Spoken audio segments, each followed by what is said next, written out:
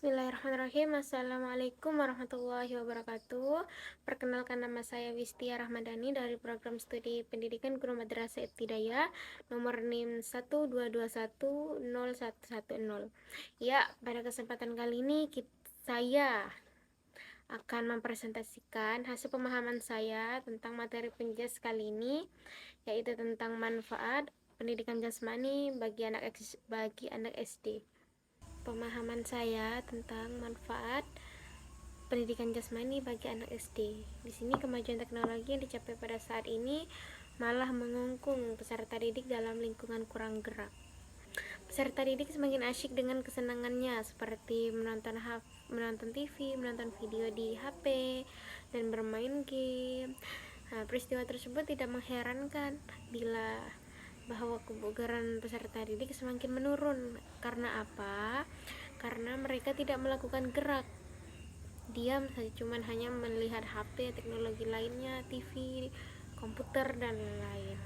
Dengan semakin rendahnya kebugaran jasmani, meningkatnya pula dengan gejala penyakit hipokinetik. Penyakit ini disebabkan kurangnya gerak dalam tubuh, disebabkan oleh kurang gerak. Seperti kurang gerak pasti di dalam olahraga itu pasti yang dinamakan gerak itu pasti dilakukan, kan tidak mungkin kita olahraga diam-diam bengong walaupun di luar ruangan ya olahraga gitu ya. Kegemukan, tekanan darah tinggi, kencing manis, nyeri pinggang bagian bawah adalah contoh penyakit yang diakibatkan karena kurang gerak. Berikutnya saya akan menjelaskan tentang manfaat penjas bagi anak. Langsung aja poin yang pertama, yaitu memenuhi kebutuhan ruang gerak anak. Anak-anak memiliki kebutuhan bergerak lebih banyak. Hal ini sudah memang menjadi tandingan anak senang bermain.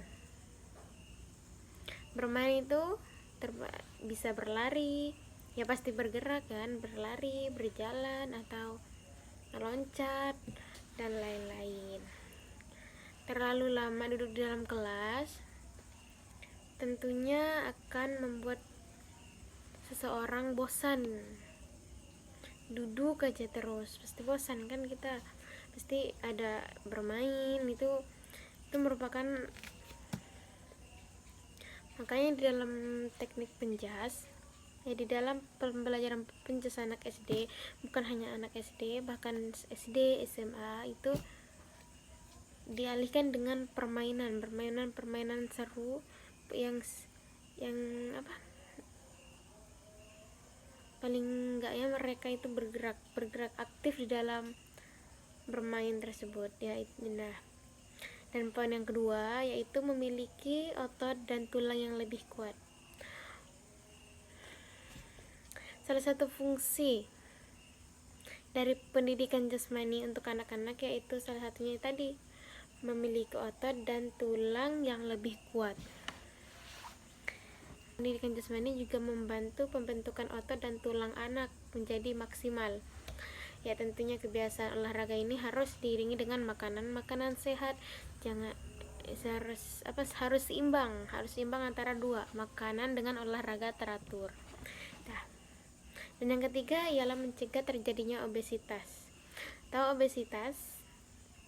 Obesitas itu kelebihan berat badan tidak sesuai dengan tinggi badan.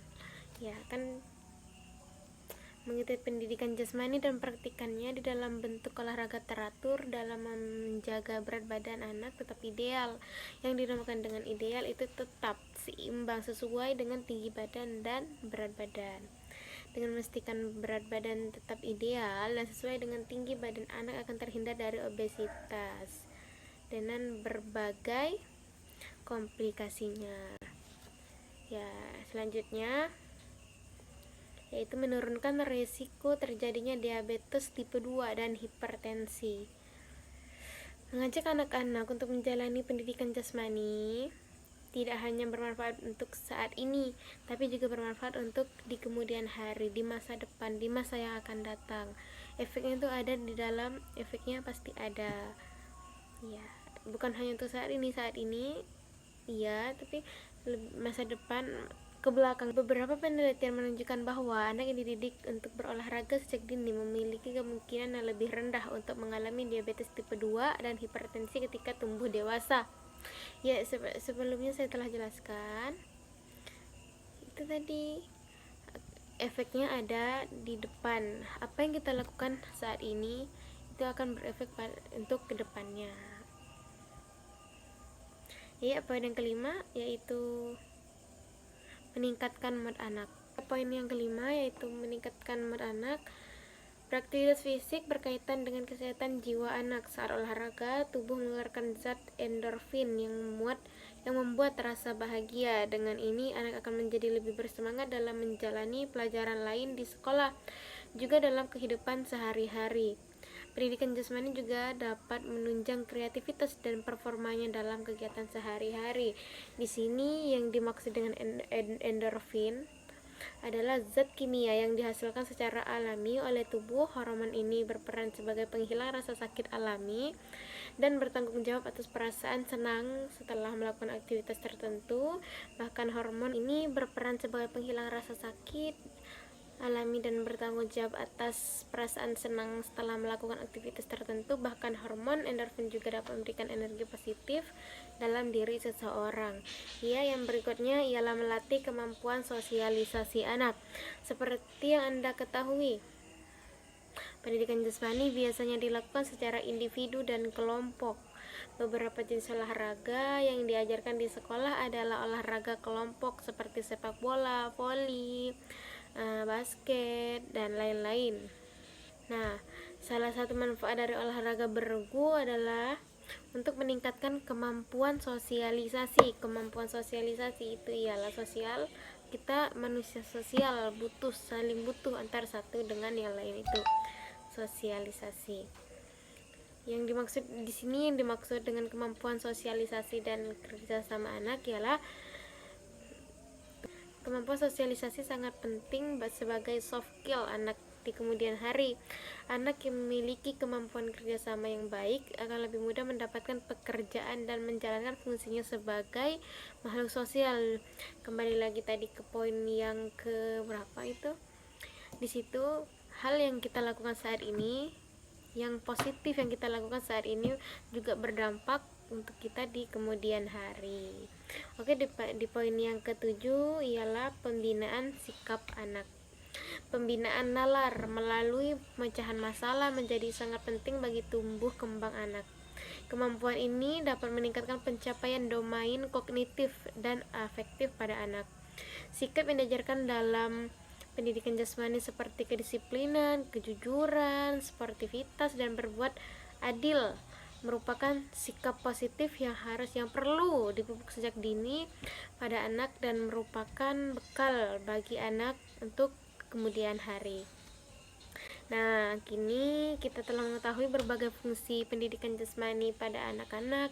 Jadi jangan pernah sepelekan tujuan pendidikan jasmani, olahraga, dan kesehatan. Semoga bermanfaat. Selalu pantau tumbuh kembang anak dan jangan ragu untuk konsultasi dengan dokter bila ada permasalahan.